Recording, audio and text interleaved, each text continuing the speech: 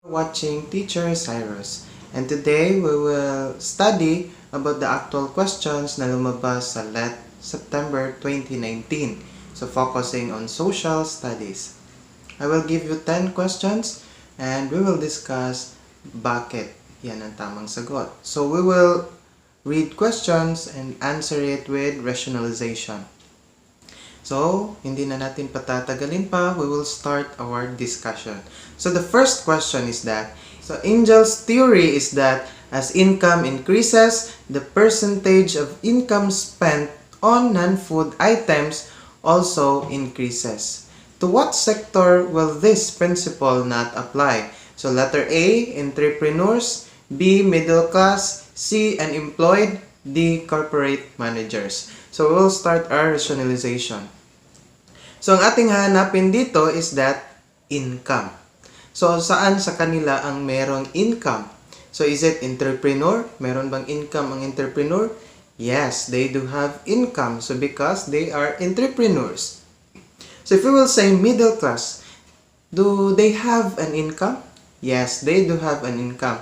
So, paano sila matatawag na middle class if they don't have an income? Or corporate managers, they do have income? Yes, they do have income. So wala nang ibang sagot kundi si letter C, unemployed. So paano magkakaroon ng income ang isang unemployed person? So that's why letter C is the correct answer. There are non-conventional sources of energy that can be harnessed to soften adverse consequences on the economy. But blank is not one of them. So, ang hanapin natin is non-conventional sources of energy.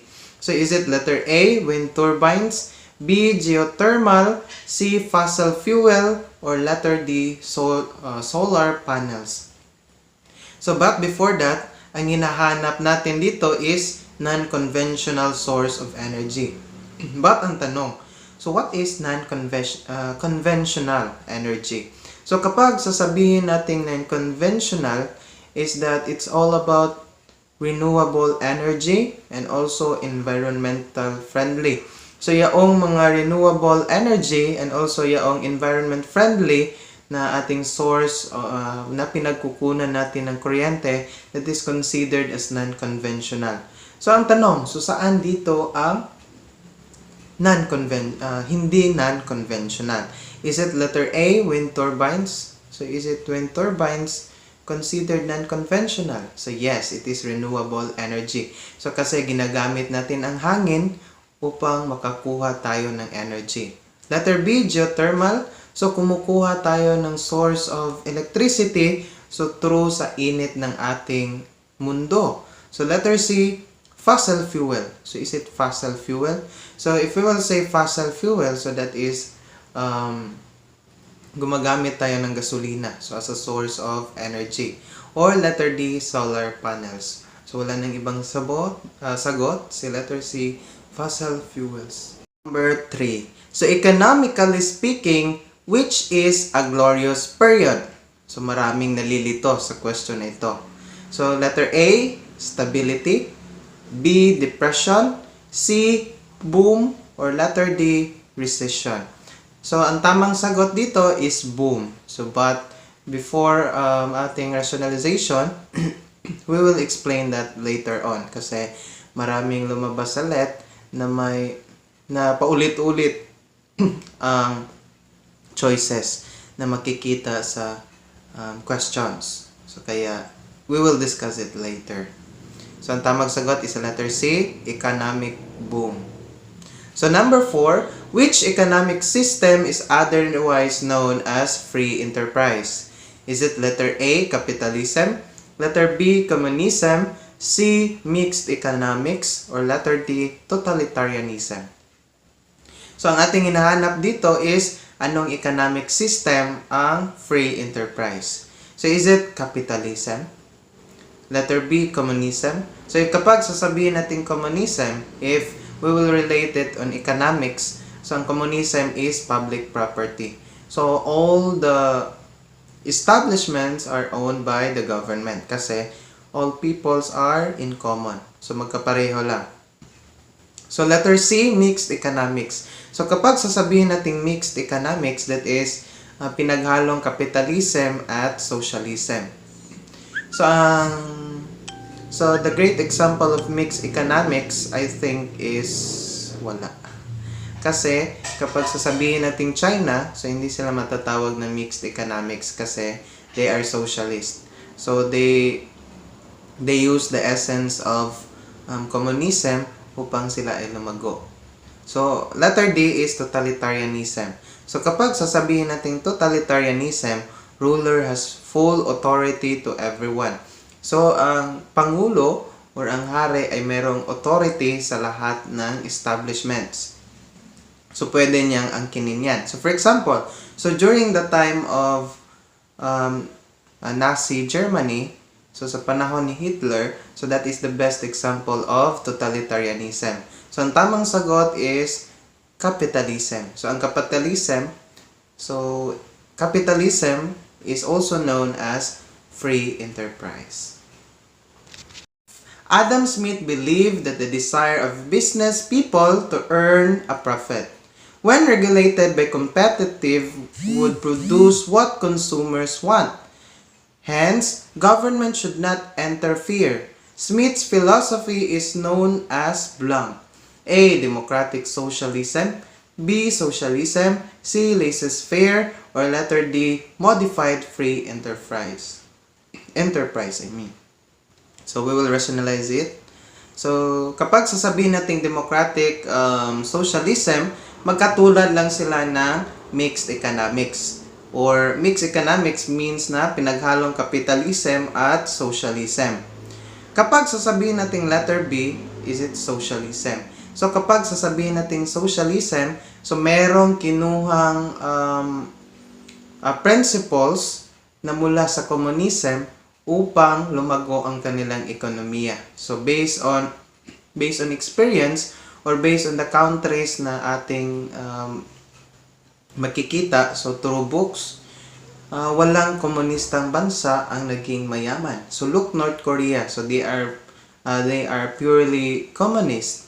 So look Cuba, so they are also purely communist.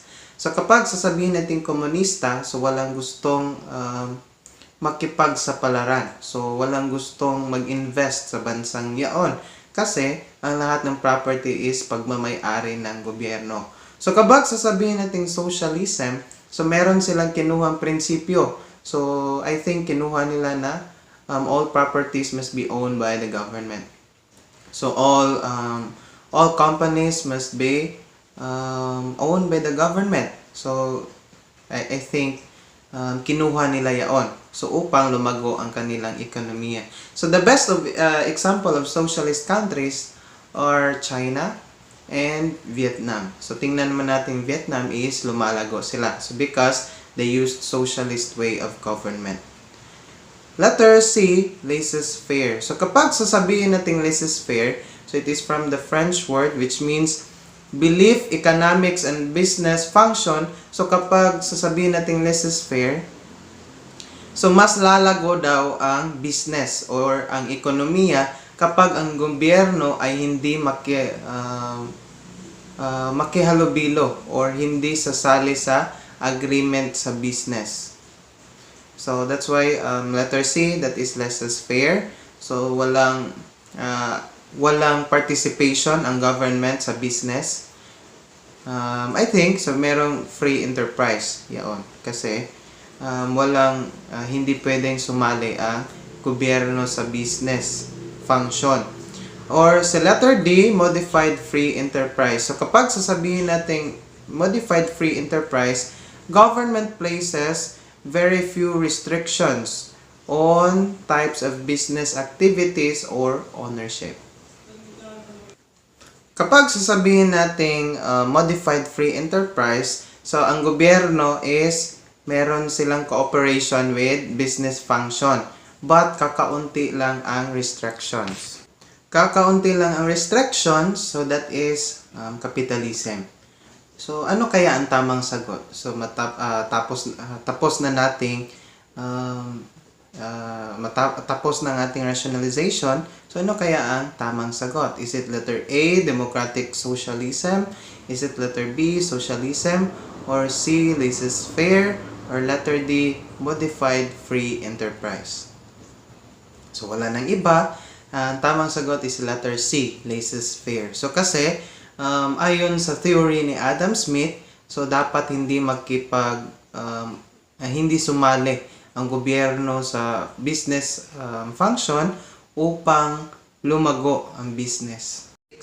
What economic situation where one company controls the supply of a unique kind of product?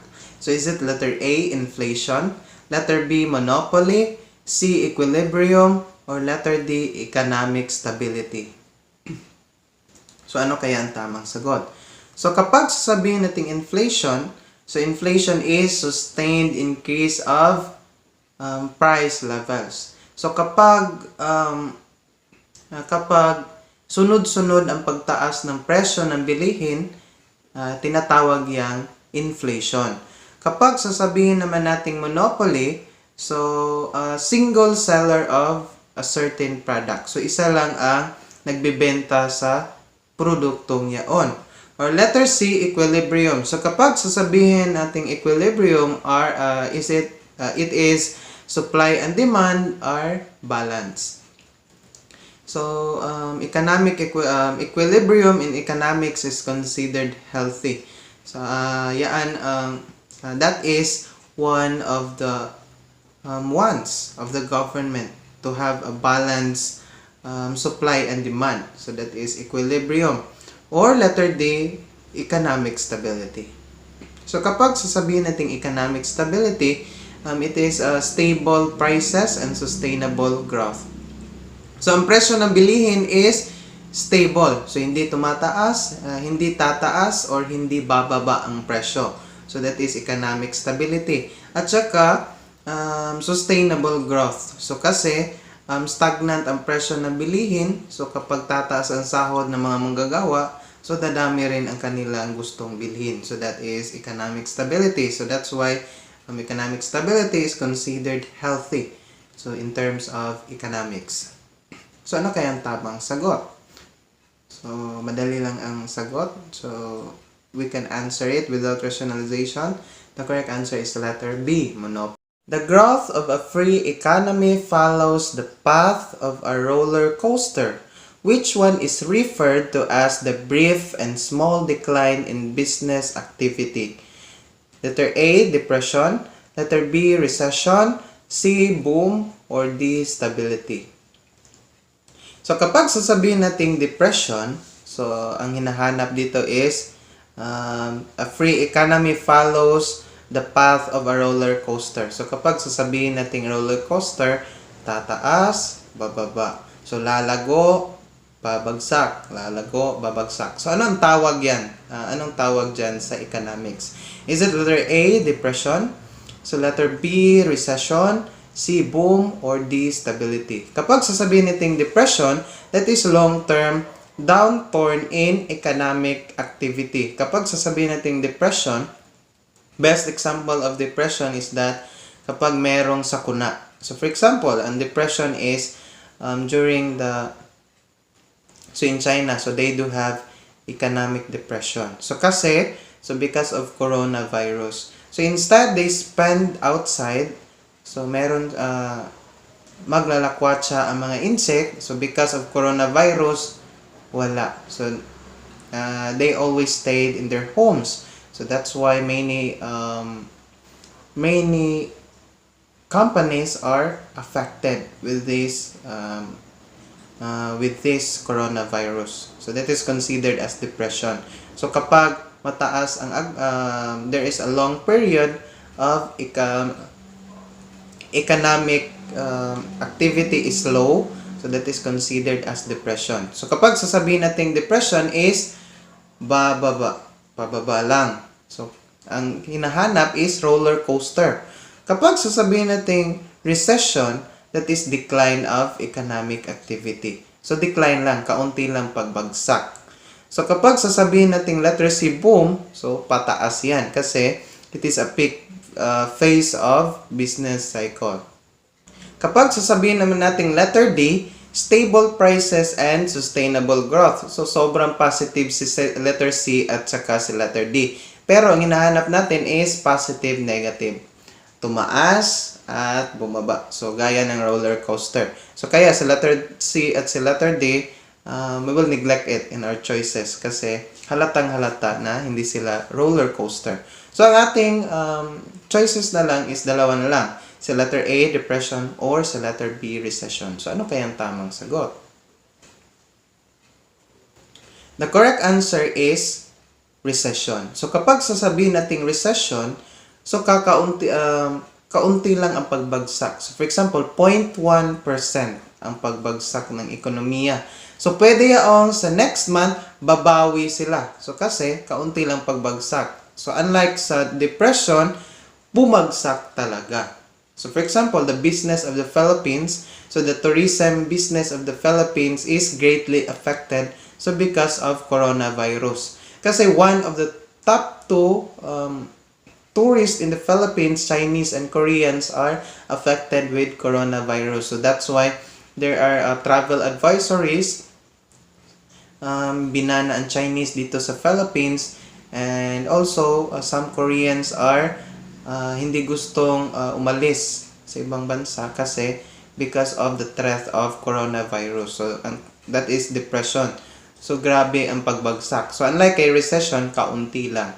So, that's why si letter B ang tamang sagot. Economic recession. The growth has its glorious and not so glorious periods. Which one is referred to as the period of above average business activity? Is it letter A, depression? So letter B, recession. Letter C, boom. Or D, stability. So kapag titingnan natin sa choices, sa letter A at saka sa letter B, negative. So kaya, we will, so atin yang atin yang tatanggalin. So sa ating choices. So ang pagpipilian nila natin sa letter C at saka sa letter D. So kapag sasabihin nating economic boom, tumaas. While si stability, so stable lang. So hindi tumaas, hindi rin bumaba. So kaya ang tamang sagot is economic boom. Letter C. Growth of a free economy follows the ups and downs of a roller coaster. Okay, bumalik. Which one is referred to as large drops in economic growth for a comparatively longer period of time? Is it letter A, stability, letter B, recession, letter C, boom, or letter D, depression? So, titingnan natin ang question. So, ang si question number 9 at saka si question number 7. So, kapag titingnan natin sa first sentence, magkapareho lang. But, in the second sentence, or the question proper, magkaiba. So, that's why I teach you that it is important to rationalize questions kasi meron tayong nadaan ng questions na magkatulad ang choices. Pero sa panahon na ng pag-take natin ng board is iba ang question na ginamit ni PRC. So kaya titingnan natin ang question. So hindi padalos-dalos sa pagsagot. So dahil familiar ang questions. So maraming familiar na bumagsak. So kaya question number 9 is which one is referred to as large drops? Letter A, stability. So, stability, stable lang. Hindi tumaas, hindi bumaba. So, hindi ang tamang sagot. Letter B, recession. Kaunti lang ang pagbaba. Kaunti. But, the question is large drops. So, kapag sasabihin natin letter C, economic boom, tumaas. So, hindi siya ang tamang sagot. So, the correct answer is letter D, economic depression. Value of all goods and services produced by a country in a given period refers to blank. Letter A, national income. Letter B, GNP. Letter C, net income. Or letter D, per capita. So, underline the word value of all goods and services. So, ano kaya ang tamang sagot? So, kapag sasabihin nating national income, pwede siya ang sagot. But, ang question is, value of all goods and services. Kapag sasabihin nating income, so yaon ang kita, hindi ang goods and services. So, kaya sa letter A, hindi ang tamang sagot. Kapag sasabihin naman natin sa letter C, net income, so income rin. So, hindi goods and services. So, kaya, letter C is not the correct answer. So, letter D, per capita. So, kapag sasabihin natin per capita, that is the income of a certain person or a certain family. So, that's why per capita is not the correct answer. So, wala nang ibang sagot. Letter B, gross national product or GNP. From the word product itself. So, product and goods and services are clearly related to each other. So, that's why JNP is the correct answer, letter B.